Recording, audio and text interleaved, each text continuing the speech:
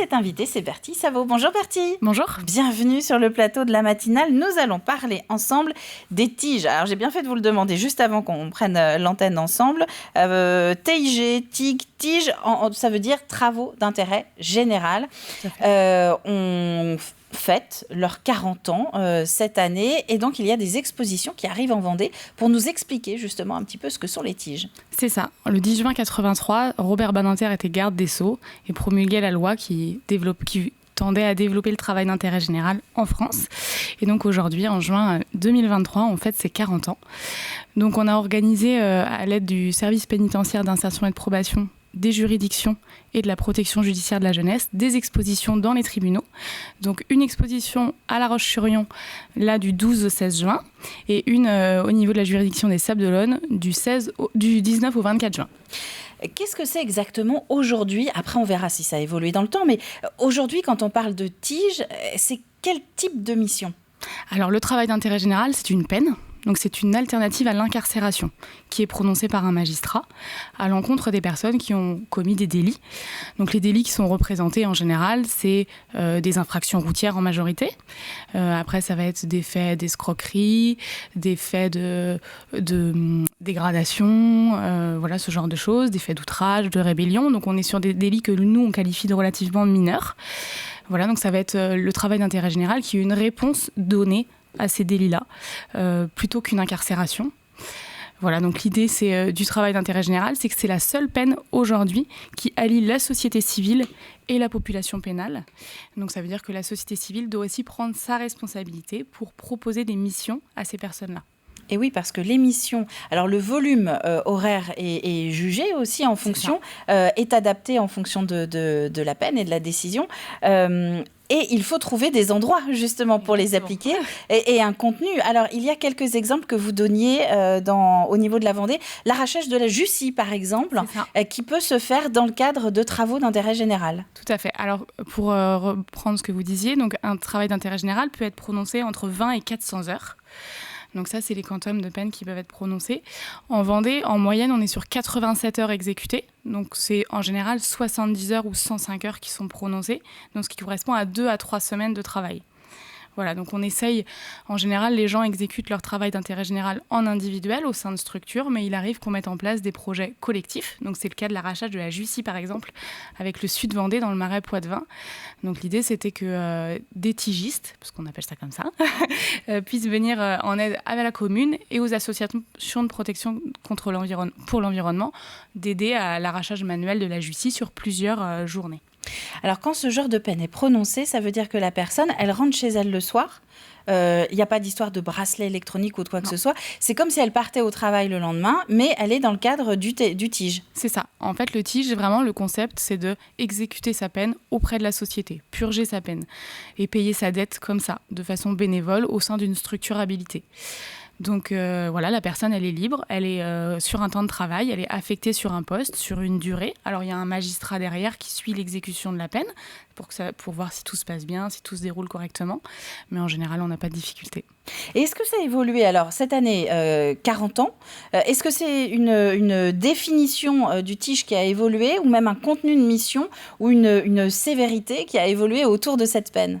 Alors au départ, le travail d'intérêt général, lorsqu'il a été pensé et mis en œuvre, on était vraiment sur des postes ouverts en collectivité territoriale, beaucoup, en majorité, et dans le secteur associatif. Donc aujourd'hui, on a pu développer ça. Donc maintenant, c'est aussi ouvert aux établissements publics.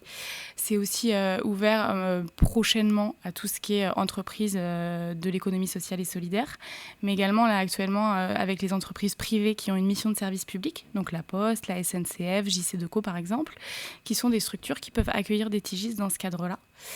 Voilà. Après, ça a évolué. Donc, par exemple, c'est ce que je vous disais tout à l'heure, c'est des quantums qui vont de 20 à 400 heures. Avant, c'était moindre.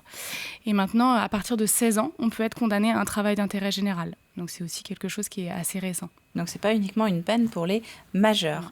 On va regarder justement, Antoine, je crois que tu l'as sous le coude, la typologie des structures d'accueil. On a commencé à en parler. On va voir justement la répartition, voilà, tout simplement sur ce camembert. Donc, on comprend bien qu'en grande majorité, ce sont les collectivités territoriales donc, qui proposent ces missions de travaux d'intérêt général En tout cas, là, on est en Vendée, ce sont des chiffres vendéens. C'est les chiffres vendéens. Donc, c'est vrai que historiquement, les collectivités territoriales, c'était elles qui accueillaient les personnes parce qu'elles ont des habilitations de droit, étant donné qu'on est sur le service public. Voilà. Et donc, l'idée, nous, c'est vraiment de diversifier les postes, de proposer d'autres choses, des postes différents qui pourraient peut-être répondre à des compétences ou aux appétences des personnes pour qu'après, parce que notre objectif, c'est quand même la prévention de la récidive et la réinsertion. Donc l'idée, c'est de susciter peut-être des vocations. Et voilà. Et nous, quand on a une personne en travail d'intérêt général qu'on oriente dans une structure et qui après se voit proposer un contrat saisonnier ou un contrat d'insertion, là, pour nous, tout est gagné. Avec une moyenne d'âge en Vendée de 32 ans dans les TIGIS. Pourquoi proposer au grand public d'aller au tribunal, justement, pour découvrir cette exposition? En fait, le travail d'intérêt général, ça nous concerne tous. C'est ça, c'est la seule peine qui allie, c'est ce que je disais tout à l'heure, la société civile et la population pénale. Donc l'idée, c'était ça. Et c'était aussi de la remettre au cœur de l'endroit où elle est prononcée. Donc le tribunal, c'est ce qui nous semblait intéressant. Et pour que les justiciables aussi puissent en prendre connaissance lorsqu'ils sont au tribunal. Et on se dit aussi que le grand public, donc vous comme moi, on connaît des gens qui sont investis dans des associations, donc caritatives, sportives. Donc ça peut être aussi l'occasion de voir que ça existe et de pouvoir après potentiellement proposer un poste au sein de leur structure. Donc tout est aussi pensé pour l'après. Un temps fort également dont vous n'avez pas parlé, c'est cette table ronde qui est prévue autour des travaux d'intérêt général.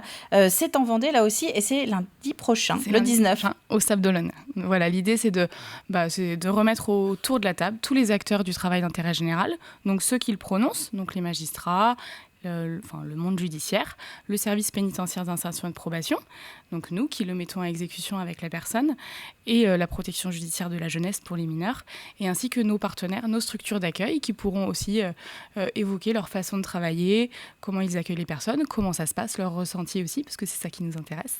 Donc voilà, l'idée c'est de remettre tout le monde autour d'une table pour pouvoir échanger plus librement. Merci Bertille. On va juste rappeler donc les dates de cette exposition. Cette semaine, c'est au tribunal dans la salle des Pas Perdus. On est vraiment dedans, au cœur.